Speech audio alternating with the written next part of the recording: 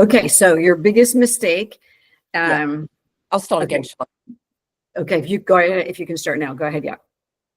So my biggest mistake was, back then, no social media, and you just had to just get out there and, get known and sort of do little things for free. And I felt that quite a few people took advantage of that. So where now I'm more wise and would just say, okay, that might be great for you, but it's not so great for me. And so that was a bit of a mistake. But I think that is really from learning, because I didn't go to business school or have a business plan. And the other mistake is, I sort of designed certain things and put a huge order in, and then it wouldn't be popular. Where now I'm a bit more, I tend to do smaller initial orders, just see how they go, and then that decides whether something's going to stay or something's going to go. So And when you mean initial order, meaning when you're doing your side, like with your either your ribbon or your paper, is that what you mean? Like by that? Yeah, absolutely. Yeah. It's more ribbon because of the, the huge minimum quantities. And, that's what you're left with it. And then you've either got to put it on sale or do it as a giveaway. So, you learn. Yeah. Oh my word. I have made so many mistakes. I can give tours, truly. Like I didn't know anything. I don't know if you know anything about me, but I was a pastor's wife and homeschooling children. And I was that 70% who, he did everything. I had quite a career, but when I came home to raise children, my focus was my family. And so I didn't know I didn't understand. I ran a nonprofit, literally nonprofit. I did everything pro bono. I was a counselor, so I have a master's in counseling and a master's in business, and I learned nothing. I learned a lot by all the mistakes in business, but I did not learn anything in school. It's all theory. So it's just speculation and theory, Who's going to stay awake at night? They don't teach you that. When can I pay my staff? They don't understand those worries and concerns. Anyway, that's amazing. You've got all those qualifications. Incredible. But they mean that, it was never to create like this big thing for myself. It was all to serve. And then when I had to face my reality of I've got to rebuild my life, then mine was just a spark and an idea, but I lost so much money. Yeah. Because I just didn't know what I was doing. And, so I appreciate you telling us that, because people who are watching this are going to be women who want to start their own gift wrapping business. And, because this is a growing field right now. It's a growing field. And I think there's probably 4 of us, maybe if 5 in the world that kind of do this work to the level. And, it's a great story. It's a cool market. You bring joy. It's a blessing, but you learn a lot. Tell me a little bit about your experience with your ribbon side and your retail side. We have been asked to do that, but I've hesitated. I definitely am with the paper, but I've hesitated on the ribbon because, like you said, there's a minimum order quantity. And we're talking thousands of dollars. We're not talking $500. And yeah, you have to buy 3,000 yards, plus the design if you're going to create it. How has that gone for you? Like, it's good. I mean, it has been very much suck and see. And I've always been a trader, because before I was even doing ribbon, I was designing Easter decorations and getting those made in the Far East, because you just buy them here. And I remember my first ribbon collection. I think I had 7 in the collection, and they sold within 2 months. And I thought, oh, okay. And so the next year, and then the next year, and then, suddenly I'm on like, 250,000 rolls of ribbon in a warehouse from nothing. So with the sort of the ribbon and the wrap, that there's a lot of work goes on behind it. People think, oh, you just sit and just design something. It's not. It's really, for me, sometimes nearly a 2-year journey to get from A to B. And we also have a great guy who works with us, who, if we have clients who want specific things made, small orders and that sort of thing, and we get asked for everything. I just pass it on to him. So, I have various people who I work with. My graphic designer is fantastic. She's now in Ireland and she can read me like a book. So if I say, do me a points at a gift wrap with stripes and do that, she's like, boom, she's done it. That's so good. That's so good. Yeah, I mean, I'm finding that a lot of people, I mean, I think there are a couple of instances where ecologically important, but at the same time, there's still the beauty factor and, the quality of the paper. And then can you buy it in rolls for, some of the paper that's eco-friendly is only sheets. You can't do rolls. Like there's a lot of that. Do you find that in the UK as well? Yeah, I do. And a lot of people say, why don't you have rolls? And my answer is I hate rolls. I cannot bear little rolls of paper because I'm sure you've experienced it where you are fighting with it half the time and you just cannot wrap because the paper is always curling up. So, for big items, I will always use sheets and join the sheets together and then cover the join up with ribbon. But, certainly now I'm trying to get our product range really slimlined. I don't want to have a warehouse full of, thousands of different products. I just really want that lovely slimline range that will get sort of changed fairly regularly. But, some of the ribbons that I've designed have been in circulation for 20 years and they still sell. So, why give them up? Some of the nice solid colors that are beautiful. There's a lot of solid colors that are phenomenal. And then you can do a lot with the bows or whatever that you put on, or even the pleated wraps or the Japanese wraps. Yeah, that's interesting. I use primarily rolls.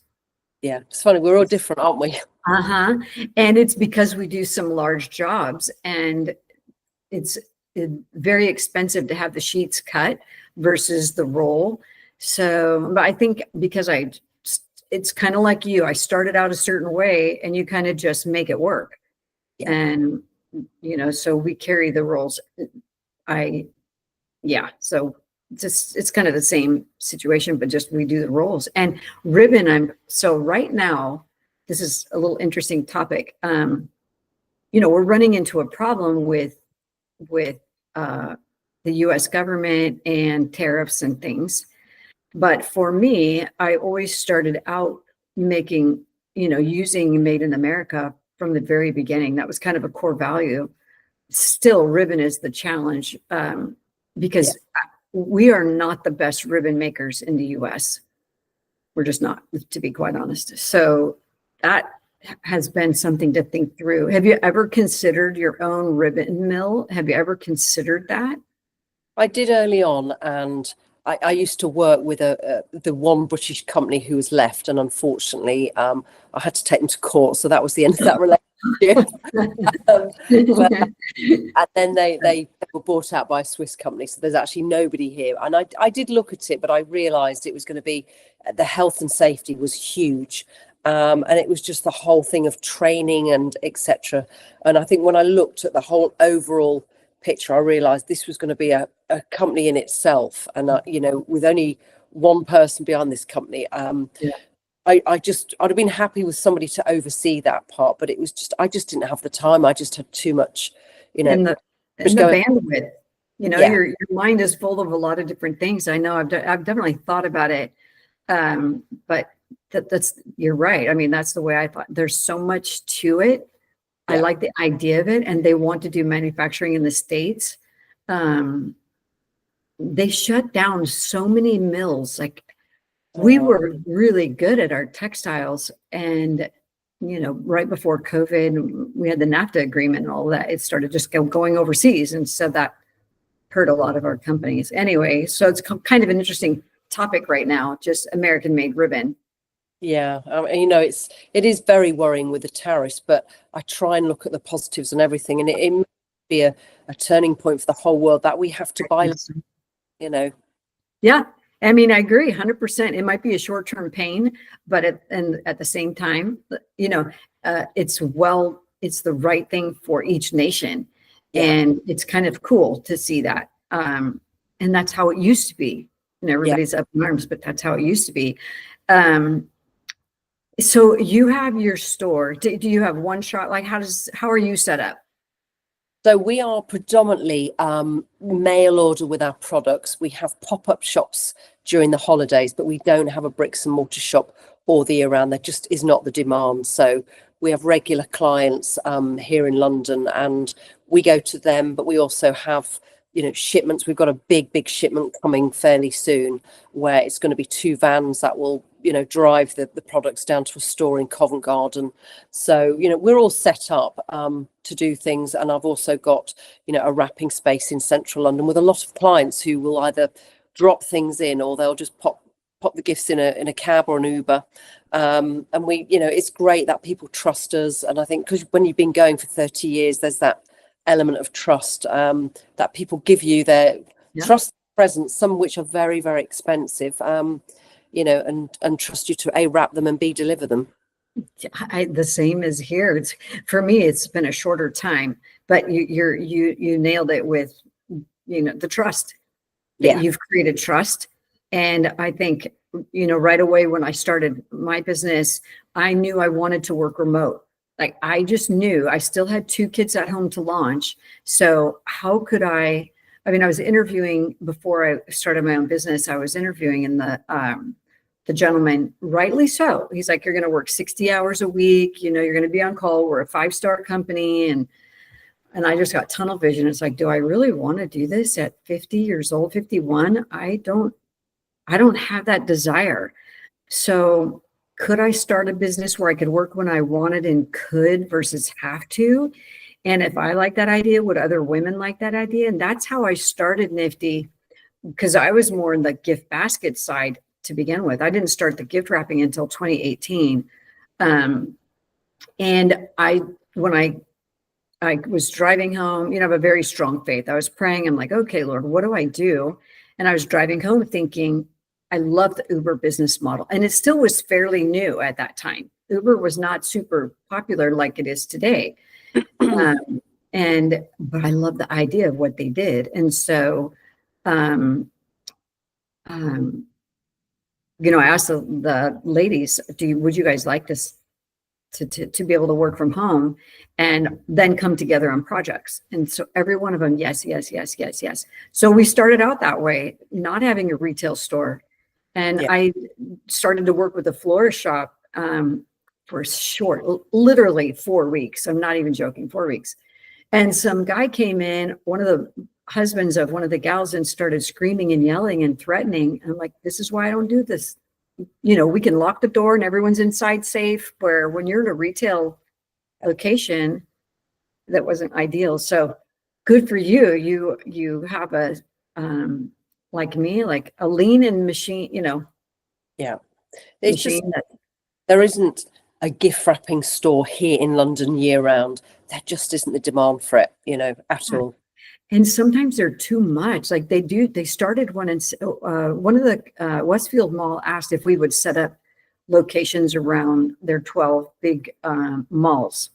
And right away, it wasn't going to fit my model, because then these women would be working 12, 14-hour days for the holiday, and they'd have no break. And then, so they started this big gift wrapping store. Hardly anyone's ever in there. That's it's in my mind, it's a waste of space and money. And, you have to be wise. I guess I learned that lesson like you, where you have to know your seasons. We have very strong seasons. I'm not saying that we can't wrap all year long. We do, but at the same time, it's very strong on the fourth quarter, end of third quarter, fourth quarter. And so, I don't want to waste the retail to be open.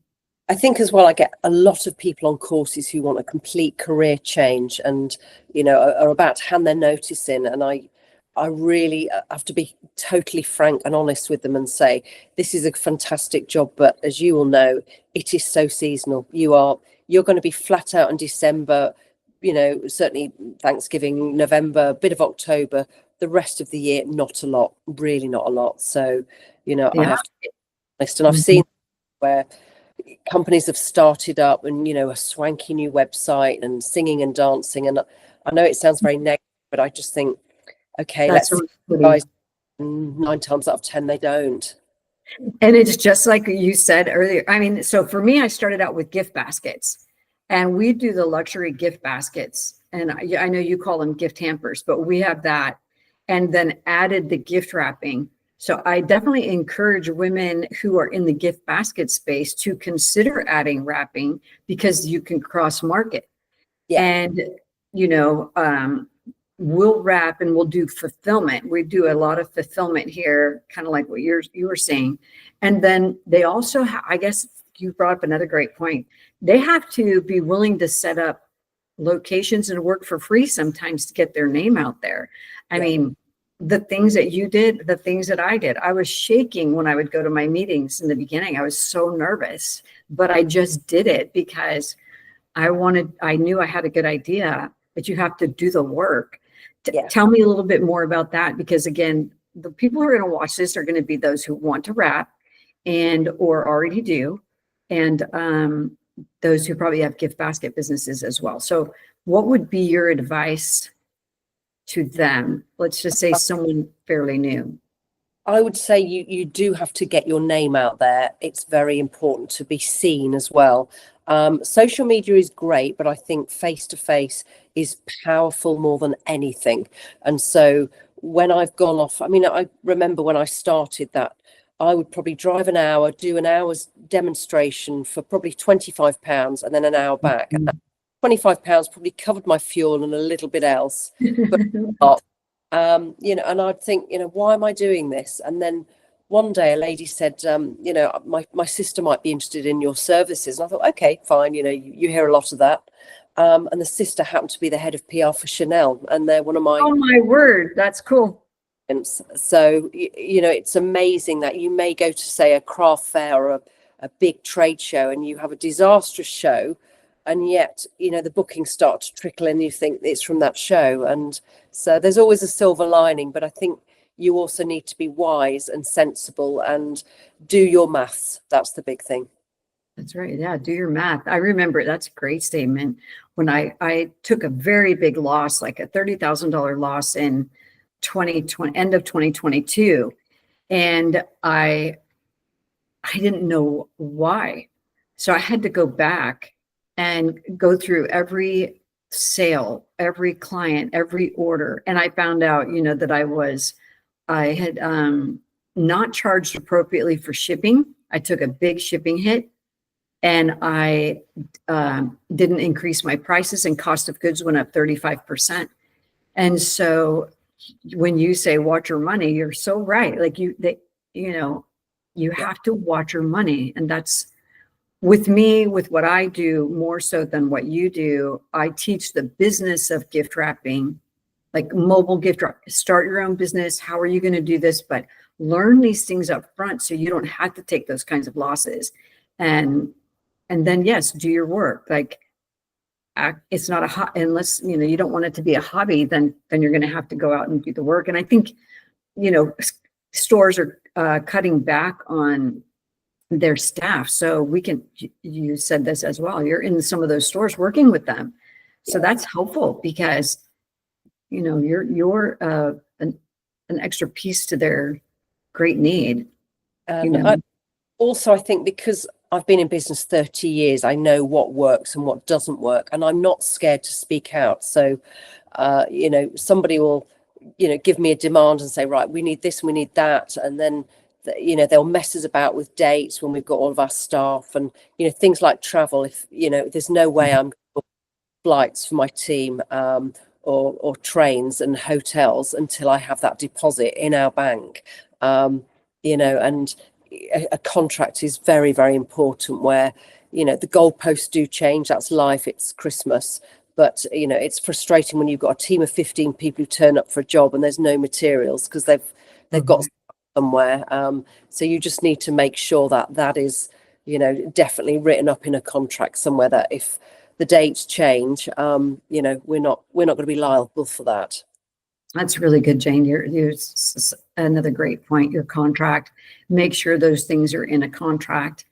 Yeah. And because, you know, I think one time I had somebody who wanted me to go to New York and set up in a beautiful hotel. It would be a dream job, but they also told me, I have to wear their shirts and I have to wear, just it's like, wait a minute, I want to be able to say I did that because that's such a big thing. Yeah. Created it, designed it. How do you handle that? Do you get a lot of that yourself? Like, because I know you travel the world.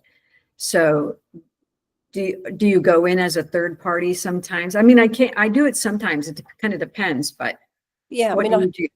I'm pretty flexible actually, that my team will go in. I mean, we're normally in a black uniform with a Jane Means apron on, because a lot of the stores we wear black, but it may be an event where Disney want us to wear specific t-shirts, or, if it's a launch, often they'll say, can you wear a t-shirt? And we're fully behind it. We go, we will wear, as long as it's warm and it's Yeah, sun seriously. and we can wrap in it or whatever. Yeah, we'll wear it. And I know that when I worked for Elemis, they said, do you mind if we put you in one of our uniforms? And I didn't give a monkeys. I had a great time. I did the job that I loved. I was photographed, and my other half said, you should really be wearing your own uniform and not somebody else's. But when I work with a client, I'm fully engrossed in it, and I have the passion for the client, and you Great point. Mm-hmm. them because they're paying you. So Yep, that's right. They are. They're paying you, and so that's a great point. As long as they cover your travel expenses, then I yeah. guess it probably really doesn't matter, if you're there. And you're right. There's photos. There's all kinds of. We've had so many great opportunities. We've been so blessed. I mean, like what you're saying. Well, let me ask you this. What is your biggest? I have a couple more questions because I know our time is running out, but it's been fascinating. You're fascinating to talk to. The biggest challenge with your gift wrap business, what is the biggest challenge that you face just all the time? Is it seasonal? Like, Yeah, I would say just turning work down at Christmas. It's okay. that we've got a team of about 20, and I don't want to be any bigger, to be honest. I just don't want a company. And I think if I hired any more staff, the girls in the office would probably walk out because they're so frantic. So we have a small company, and it suits me down. I have a life, it is not all about career for me. My home life is very important, and family as well. So I like to keep it small. Understandably, I'm going to have to turn work away, which is really frustrating. A few months before, we're probably twiddling our fingers, waiting for the work to come in. And then it comes piling in. It's crazy. Yeah. I know that's the same with me. I hate turning work down, and it does happen because you just get so busy. It's such a great idea to do what you do, to do what we do over here. And yet we just get, it's kind of the same. We have a lean team, and I do have many gift wrappers that I've trained outside in the US, and then also in Canada, other places. But at the same time, it gets wild during the holiday to manage all of that. Yeah. And how can it's not something that you can scale in certain ways. You just can't, because otherwise you lose the quality. Yeah. You just don't want to do that, because that's why you're known for what you do. Well, my last big question, this is always so fun. I have to address the ultimate gift wrapping challenge. How did that come about? And I love what I do. I got turned down, as you know, but I was also in the video in the show. What's that? I didn't know that. Did you apply? Yeah, they asked me to come and do it. They asked me to cast. They asked me to do all that. I don't know that I'm the best reality person to do the work. I'd probably be in a better role with what you do, but I don't. It made me nervous just watching it. I'm like, oh my gosh, I don't rap like that. So they'd kick me off the first day. I'd be out. They'd kick me out. You're out. How did that come about? I mean, it's kind of fun to watch. Everyone has a good time watching it. How did that come about for you? It was sort of in the summertime, and an email came in saying, we're looking at potentially doing a gift wrapping competition in the US. Would you be interested? It was a very, very flaky email. And I said, always interested in collaborations. I've done a lot of TV, a lot of commercials, etc. So yeah, count me in. But do you want to jump on a call? I'm very happy to chat. And so the chap said, yeah, come on, let's chat in an hour's time. So we just got on like a house on fire, and we're laughing. That's funny. I don't know whether it will come off. It's sort of out of my hands. We'll wait and see. And then literally the call came back saying, we've got the go ahead. Can you come in like a month's time? So suddenly it was scramble to clear my diary and rearrange everything and jump on a flight to Philadelphia. And it was great fun, so much fun. It's looks very fun. And I think it's kind of exposing the world of gift wrapping. So Yeah. it's kind of like knitting. It's one of those things where we were talking earlier about how many people come to your workshops from all around the world, but this is their craft and their passion. So, and then they get to meet you, I mean, you're an integral part of this whole industry. And so it's kind of fun to watch the show in terms of just how silly people can be and the pressure. Oh my gosh, just the pressure is kind of fun. I mean, I challenged myself, Michelle, on the series 2, where it was a speed challenge, and that's really my forte, because my team in London, there's a lot of gift wrappers in the UK, but there's not many with a big team, and so we generally do very big volumes in a tight timescale. And one of the challenges was that, and I said, you know what, for my own sanity, I need to actually just time myself to see how quick I am, because in this challenge I can then say, well, I did so many gifts in 5 minutes. And there I was during my lunch hour practicing, doing a speed trial, and little did I know they were filming me doing this. And oh no, how funny. My heart was going like 10 to the dozen, and how stressful it is for the contestants, how stressful it is with the clock ticking, and we're all chatting, and yeah, full respect to every one of them. I know, and that's so funny, because I definitely put myself in their shoes. Like that makes me nervous right there. I totally put myself in their shoes, because I go out and wrap to this day. We have a pretty good team as well. We have here probably around 22, 23 in the Orange County, LA area. And, we get so busy. I'm like, okay, you guys have table, we'll travel. That's what I started with. So I'll go out and wrap at people's houses, and you're under pressure because they're paying you. Yeah. And then you want it to look, beautiful. So who am I? I'm doing the work with everyone else. And so that's funny. That's great, team. Did they have that on video somewhere? You got it. Yeah, it's the speed challenge on series 2, but they literally just slotted a clip bit in it. I think it was called speed challenge. I gotta watch it. That'll be fun. I was properly getting like Well, first of all, I want to say thank you for your time and I am so thankful for your transparency. It helps everyone, and then they get to meet you for longer than a 5-minute. Women are. I'm probably older than you are, but women our age, we'll put the YouTube on play for an hour to listen to somebody's great conversation. Like that's what's happening today. It's a conversation, and people are going to get to know you even at a greater level, and the highs and lows of business. Even though you have a tremendous career in your gift wrapping, the beauty and the luxury that you have, your ribbons, your papers, also very pretty. It's beautiful. It's not just pretty, it's beautiful. So what last nugget two things. What would you say to those who are watching? Any nugget, anything you would want to say?